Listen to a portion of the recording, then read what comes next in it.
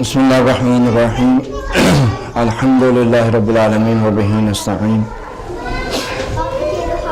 والصلاة والسلام على أشرف الأنبياء والمرسلين حبيب قلوبنا وطبيب نفوسنا رحمة للعالمين أبي القاسم محمد اللهم صل والصلاة والسلام على أهل بيته الطيبين الطاهرين المعصومين المظلومين ولعنة الله على أعدائهم أجمعين اللهم كن وليك الحجة ابن الحسن صلواتك عليه وعلى آبائه في هذه الساعة وفي كل ساعة وليا وحافظا وقائدا وناصرا ودليلا وعينا حتى تسكنه أرضك طوعا وتمتعه فيها طويلا برحمتك يا أرحم الراحمين اللهم صل على محمد أما بعد السلام عليكم ورحمة الله وبركاته. All praise and glory belongs to Allah, the one who has given us permission to call upon Him whenever we are in the difficulties, we are in distress. When we ourselves realize that there is no one else to help us in the difficulty that we're in. A person's nature is such that Allah subhanahu wa ta'ala has given the inclination towards what is difficult and what is ease. So if I was to take a look at, is it difficult to lift 500 pounds? Most of us would say that it is a difficult task. But if somebody lifts 500 pounds, then that difficult task doesn't stay difficult. Because one person has done it, then people will say that it is possible to lift 500 pounds. And actually this is what happened in weightlifting. It was impossible to lift, I believe it was 700 pounds. And then one person lifted it. After lifting it, everybody else started lifting 700 pounds. And actually now people lift a lot more than that. But we have a certain inclination and we have our power of reasoning that tells us that something is difficult and something is easy. And that difficult, we are scaling our own selves, we are scaling the rest of the people.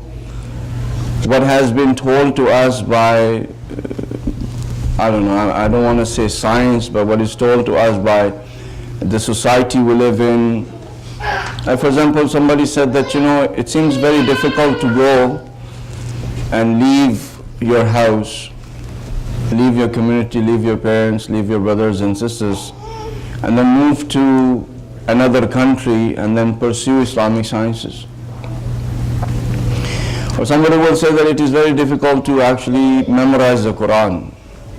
Or it's very difficult to keep yourself pure in the world that we live in the community that we live in the society that we live in.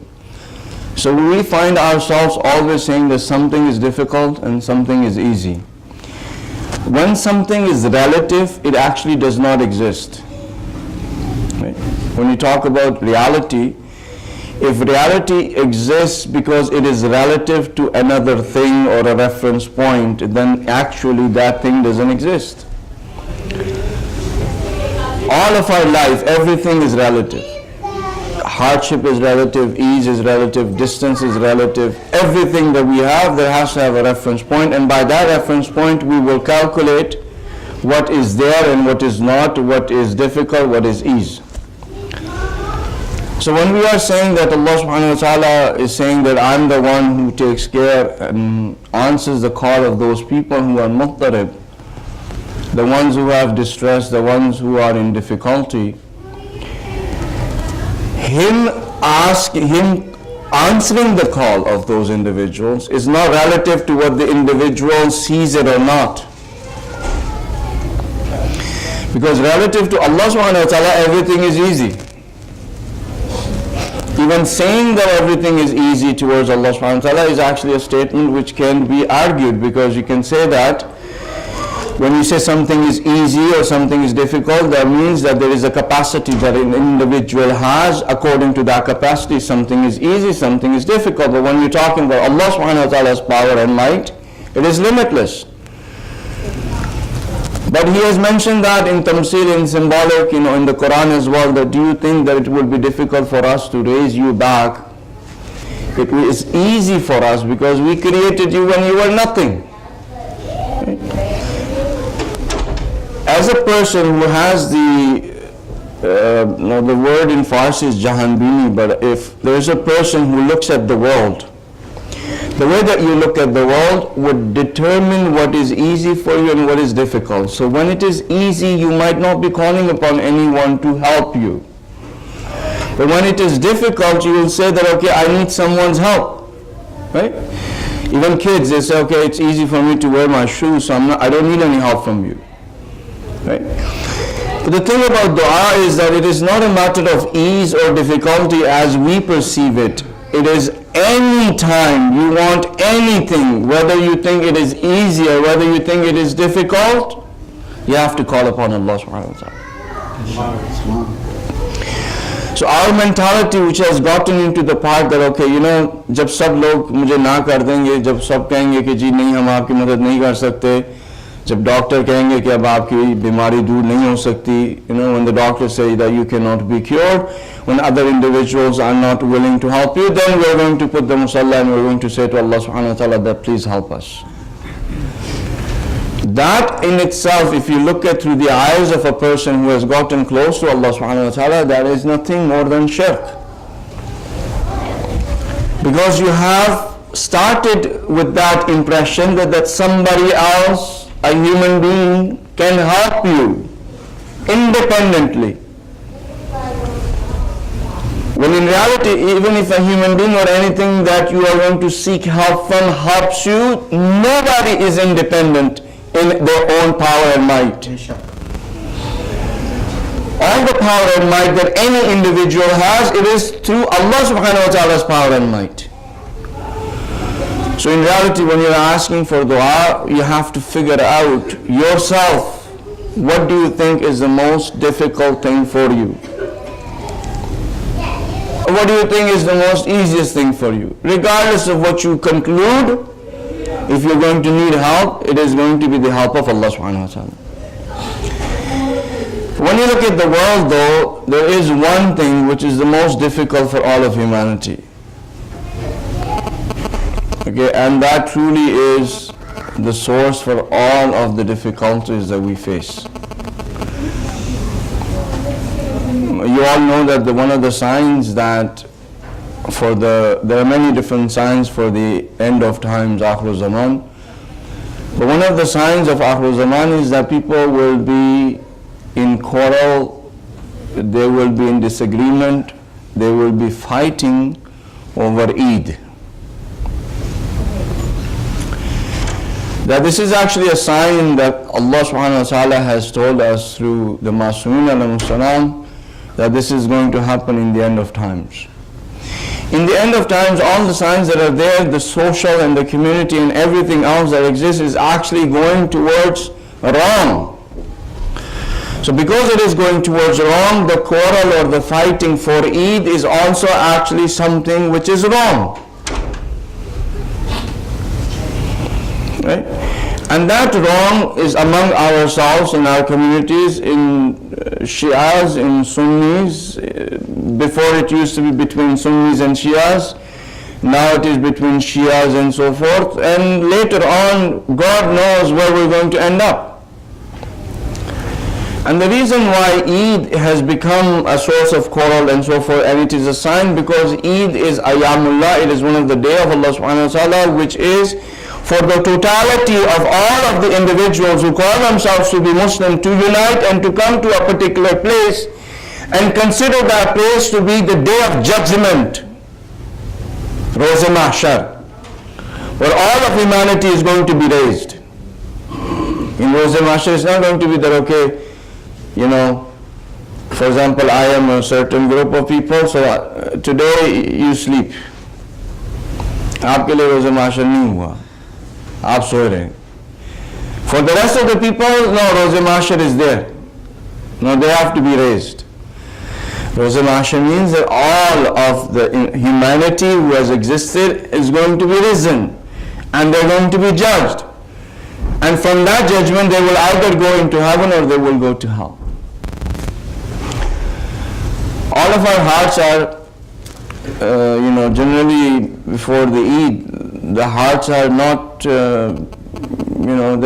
they're sad, there are concerns, there's always comments that have been said, questions that have been asked. I mean, so many different categories of questions are there and so many answers are given, and a matter of confusion is there, and it just stays that way until we say, okay, fine, one person is doing that day, one other is doing that day, it's okay. Our major difficulty in this time, which is the end of times, is that we don't have our Imam. We don't have any other difficulty. This is the difficulty that we have. And this difficulty has been mentioned that it is a difficulty not by us, not by our relative thinking, not by our power of reasoning, not by our perception, but it is a difficulty that has been mentioned by Allah subhanahu wa ta'ala through the Ma'asumeen alayhi salam, that this is the greatest difficulty that humanity is going to be facing. So if you want to relieve yourself, if you want to be relieved from all of your difficulties, there is one dua that needs to be accepted. Allahumma ajjal fi faraja Maulana sahib al-asri wa zaman.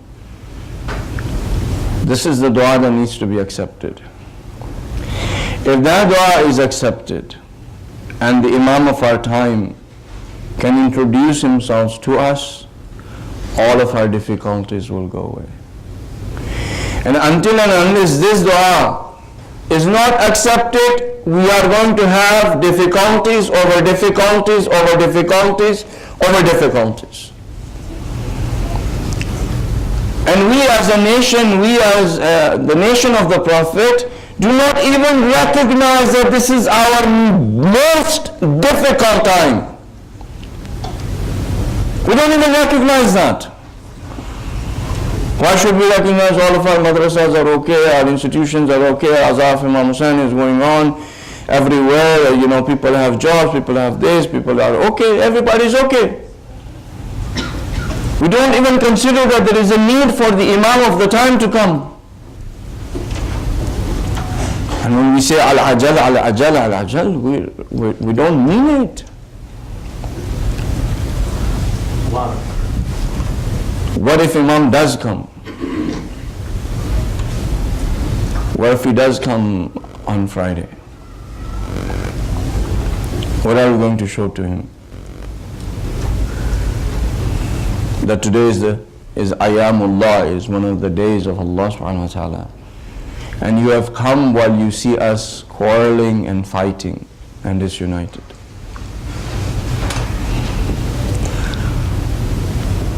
It is a very sad state that we are in, and it could not be any sadder than it is. But it will get sadder. We who have become that way, that we say, okay, this sign has not come, that sign has not come, and so forth, Imam is not coming. No, Imam can come anytime. So when we're talking about what to ask Allah subhanahu wa ta'ala, ask this and work towards it, because this is the only difficulty you have. If this difficulty is taken care of, when you say amma yujibul muhtarra idha da'ahu wa yakshifu su', if we have this distress inside of us and we call upon Allah subhanahu wa ta'ala, He will answer, but we have to have the distress. And what I'm saying is, we are lacking this distress. We don't feel that anything is missing. We don't feel that what we have right now is empty. What we have right now has gone wrong in that extent that does not seem like it's ever going to come back to its state.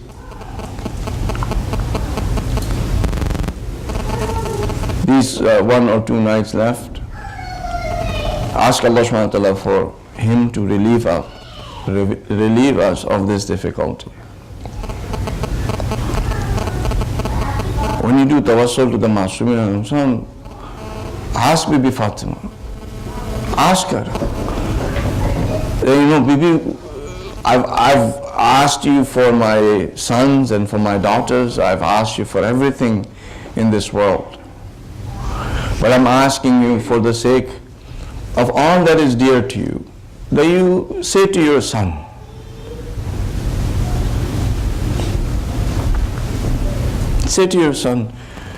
to come. Tell Allah subhanahu wa ta'ala for your son to be here.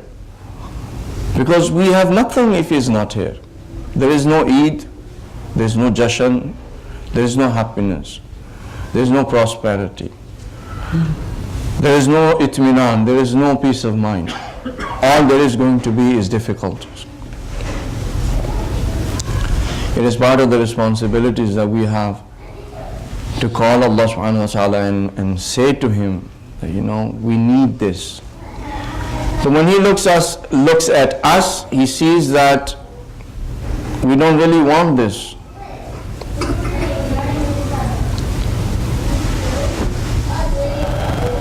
How are we going to get to that point where we say that this is something that we need?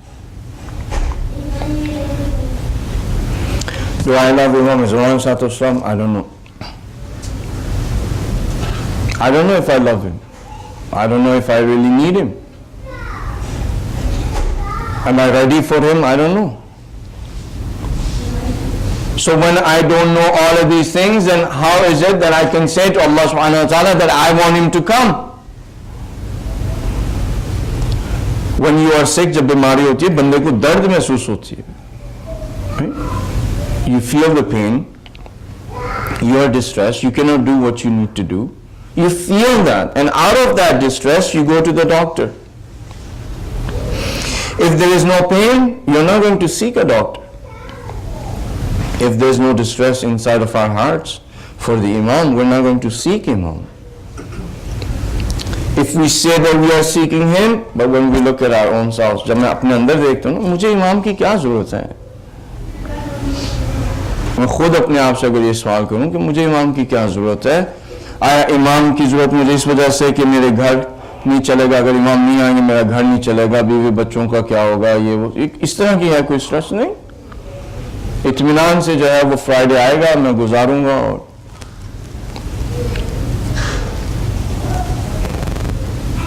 I'll tell you some of the things of the people who actually were distressed because Imam is not here. I don't know if I told you this before, but there's a place in Kashmir that they had a person's funeral. बताइए आपको बात. In Kashmir there was a funeral and the Maulana was reciting the talqeen for this individual. He had gone. In the talqeen, whenever he said the name of the 12th Imam, his dead body would stand up.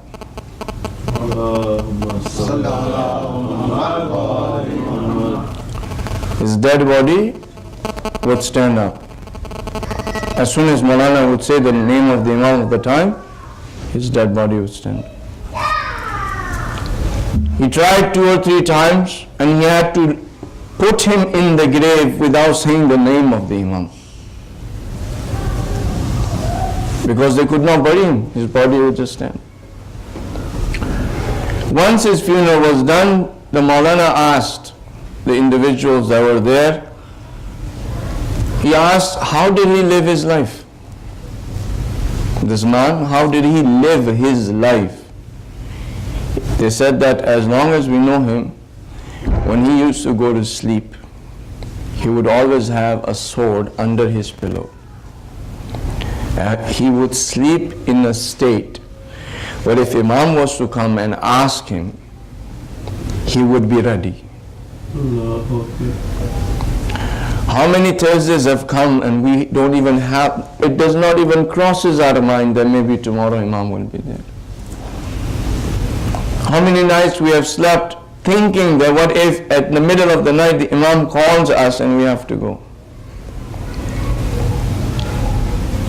if the dua of Imam Zainabiya is reciting, only then maybe our mind goes towards the Imam. And that too, if it does.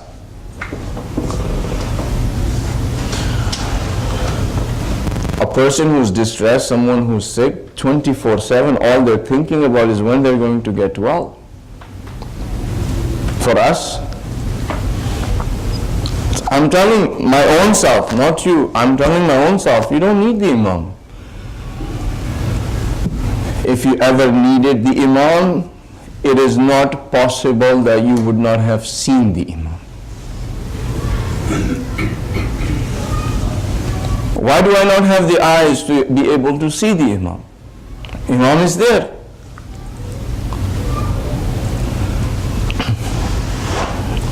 I'll tell you a little bit of a story as well, and we'll try to keep it short today. A person went to the Maulana and said to the Maulana that I would like to see the Prophet in my dream. And I've told this story to some of you. And the Maulana said, okay, you know, what you do is, when you sleep, before sleeping, you have half a spoon of salt. You go to sleep and you'll see the Prophet. So, okay, ठीक, आधी चम्मच नमक की खा के सो जाए. रात हुई, उसने आधी चम्मच नमक की खाई. He had a half a teaspoon of salt and he slept. In his dream, he saw a pond of water all night. सारी रात तालाब देखता रहा पानी के. So he wakes up in the morning, he's like, maybe I didn't have enough salt. All I saw was a pond of water. So the second day, he has a whole spoon of salt and goes to sleep. So now that he's sleeping, he sees like a whole humongous lake of water. All night, सारी रात वो झील के नज़ारे करते रहे. सुबह उठे, in the morning, he's like really upset. It's like, maybe this is the last try I'm going to have. He takes a spoon and a half of salt and goes to sleep. And in his dream, all he sees is ocean. Right? So pond, lake, and ocean. The quantity of water kept increasing as the amount of salt that he was having before going to sleep. So he goes to the Maulana very upset. He says, you told me I'm going to see the Prophet and all I saw was water. The first night I took half, one spoon, one and a half, all I saw was pond, lake and ocean. This is the key factor. The Maulana wanted him to learn a lesson. So the Maulana said to him, when you had salt, you were thirsty. Because you were thirsty for water, in your dream you saw water. If you were thirsty for the Prophet, you would have seen the Prophet. And it is the same case for us. We are not thirsty for the Imam. If we were truly thirsty for the Imam, we would have seen him. We would not be in this particular state of mind that we are in. We would have seen the Imam. And if we are not able to see it, that is because we are not thirsty for him. Maybe we need to have something that will increase our thirst. And the thing that will increase your thirst for the Imam is the love for justice.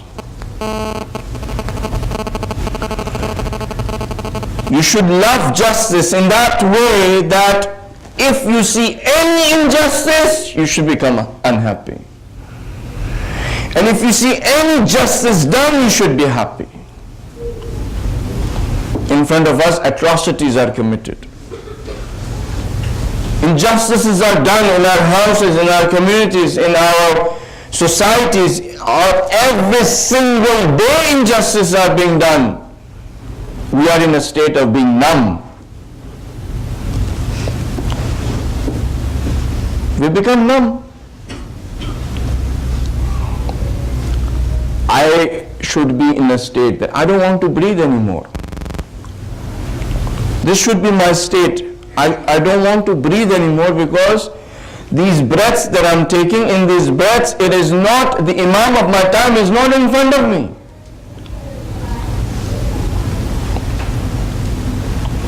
You have to increase the love that you have for justice. You have to increase the love that you have for Allah subhanahu wa ta'ala. Allah subhanahu wa ta'ala's love will bring that thirst inside of you, that you would want the Imam of the time to come. You should increase the love that you have inside of you should decrease the love that you have inside of yourself, that you have for the things that you should not be in love with. And we are in love with so many things. I had one time tasbih. It was made of sadaf, sadaf, pearls, kind of like raw pearls. That tasbih somebody gave me, and I had it. I lost that tasbih. Right? I lost the tasbih, and I am looking all over, falling bed, here, sofa, everywhere. Where's my tasbih? Where's my tasbih? The whole house is upside down. Everyone's looking for it. My wife is looking for it. I'm like going crazy. Where's my tasbih?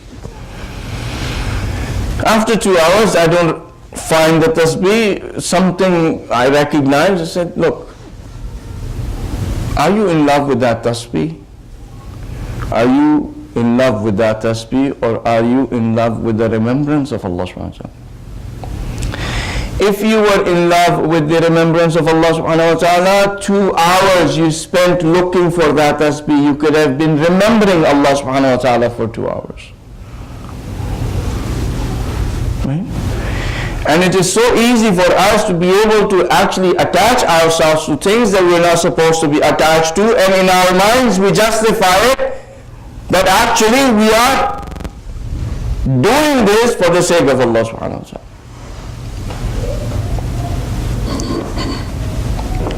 When you wake up in the morning, first thing you should do is say salam to our Imam. First thing. As soon as your eyes open, you'll be saying Assalamu alayka ya sahib al-asri wa zaman. You should be saying that. It should become a habit of yours.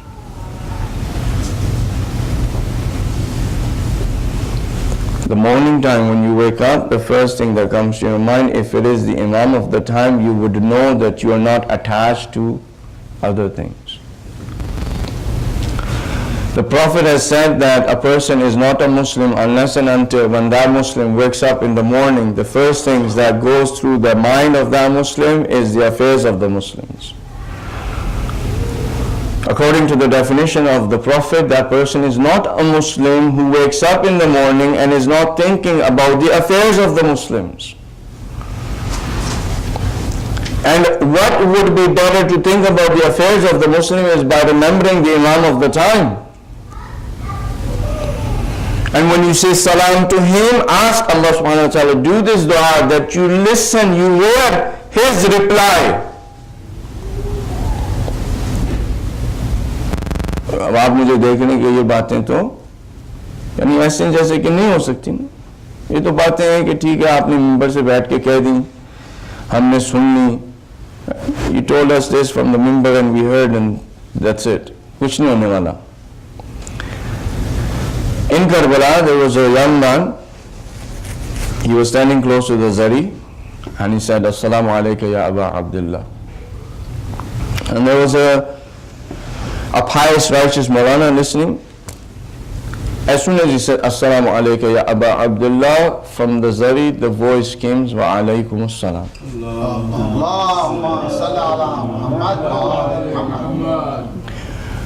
The Maulana became quite interested, like how is it that he's saying salam and then there is a reply from the Zari. He goes to the young man, he says, I heard Imam Hussain replying to your salam. Did you hear it? The young man said yes. The young man said, every time I say salam to Imam Hussain, I hear him saying wa alaykum assalam. The Maulana said, how is that possible? What did you do? Was it like this forever, every time, or did it start somewhere? He said, no, it started somewhere. He said that I have my father and mother, they're very ill, they're very weak, they're old. I live a few kilometers away from the haram of Imam Hussein, and my parents, because they're weak and sick and they're old, they cannot walk, they cannot come to the haram of Imam Hussein. So what I decided was that every week, one of my parents would have the turn to go to the haram of Imam Hussein. I will lift them up and take them. मेरे माँ बाप, उनके लिए मैंने हफ्ते में एक दिन रखा था कि एक दिन अब्बू का, एक दिन अम्मी का, कि उस दिन उनको मैं उठा के हरम में ले जाता था। वो चल नहीं सकते, उनको अपने शोल्डर्स पे उठाया और मैं उनको हरम ले जाता था। And he lived few kilometers away. So it's like one week it was the turn for my father, and I was lifting him up to take him to the haram of Imam Hussein. Before I came out of the door, I heard my mother crying. मेरी माँ रो रही थी। तो I said to my mom, like, you know, why are you crying? He said, Beta, don't worry about it, you know, it's okay. He said, no, tell me, why are you crying? And he said, my mother said that, I know it is not my turn today. I know that it is turn of your father for him to go to the haram of Imam Hussein. लेकिन मेरा ना दिल बहुत चाह रहा है आज ज़ियारत करने का. I really want to go and do ziyarat of Imam Hussein. My heart is just, I want to go, but I know that it is the turn of your dad. So just that thought came to my mind and I started crying. He said to the Maulana, he said, at that time my heart sank, and I said, okay, I will take both of you to the haram of Imam Hussein. He said, I lifted my dad. I would walk a little bit of distance. I would put him there, and then I went back home. I would grab my mother. I would put her in a little bit of distance. Then I would take my father, and I would walk a few steps, and I would put him there, and then I would go back, take my mother, and then take a few steps. And he said, all of that took me hours to do, but I brought both of them home, both of them to the haram of Imam Hussein. They did the ziyarat, and this is the way I took them back. He said, after that day, every time I say, Assalamu alaikum, Ya Aba Abdullah, I hear the reply of the Imam saying, Wa alaikum assalam. He was able to achieve something, he was able to get to a place because of his action. What he did was pure in intention, and it was something for his parents. So Allah subhanahu wa ta'ala blessed him with the ears that he could hear the reply of Imam Hussain sallallahu alaihi wasallam. Why is it that we cannot hear the reply of our Imam?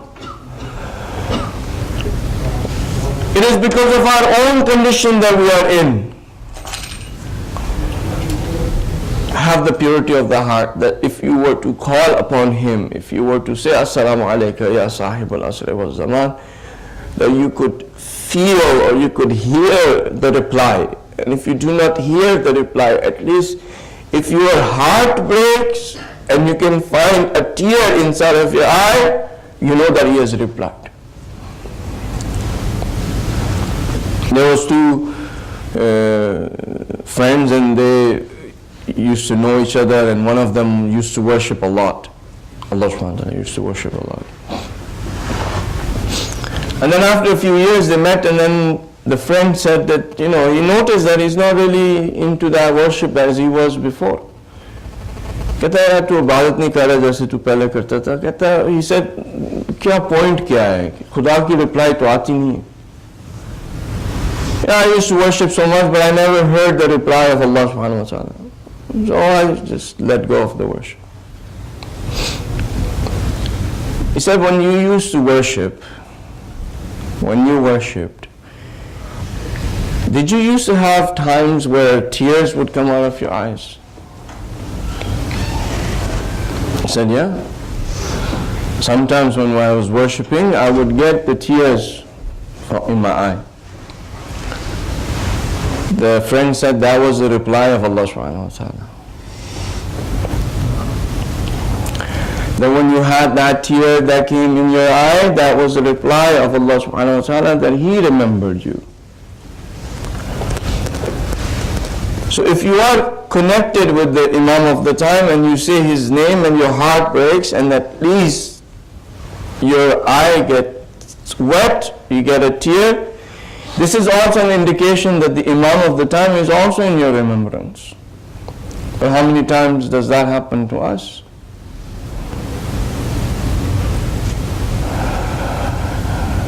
We don't have much time left. If you don't have that kind of love for the Imam, if you're not that thirsty for the Imam, if you don't feel the need of the Imam, all of that needs to change. And the dua that you should be asking Allah subhanahu wa ta'ala from the sincerity of your heart is that you ask Allah subhanahu wa ta'ala to give you these things so that you're able to be with the Imam of the time. Dua ye मांगे, ठीक है? दुआ मांगना कि मुझे घर बार मिल जाए, ठीक है, वो भी दुआ अपनी जगह पे है, लेकिन जिस दुआ की इस वक्त आपको सबसे ज़्यादा ज़रूरत है, अगर आपको नहीं पता कि आपको सबसे ज़्यादा ज़रूरत किस चीज़ की है, तो मैं आपको बता रहा हूँ कि जिस चीज़ की आपको सबसे ज़्यादा ज़रूरत है, जिसकी वजह से आपकी सारी डिफ़िकल्टीज़ हैं, मुसीबतें हैं, और ये चीज़ है कि इमाम हमारे पास नहीं है. Inshallah, Allah subhanahu wa ta'ala will bless us all that we are able to be in that state of mind. Allah subhanahu wa ta'ala will give us the opportunity to ask those du'as that He definitely hears and that He will accept. Allah subhanahu wa ta'ala will bless us to become the true followers and the friends of the Imam of the time. And Allah subhanahu wa ta'ala will bless us for all of the difficulties that we face as a Muslim ummah around the world. By Him coming, that we will be relieved of all of that. May Allah subhanahu wa ta'ala give us the wisdom to be able to see the straight path, the path of the ones that have been blessed by Allah subhanahu wa ta'ala. May Allah subhanahu wa ta'ala increase in the levels of the martyrs who have given the blood for Islam. May Allah subhanahu wa ta'ala keep safe our maraja'in, the scholars who are doing and trying and struggling in His way. May Allah subhanahu wa ta'ala keep the Islamic revolution in its place and that it is protected from all of the enemies that are trying to destroy it. May Allah subhanahu wa ta'ala protect the leader of the Muslimin. May the whole Muslim ummah unite under his leadership.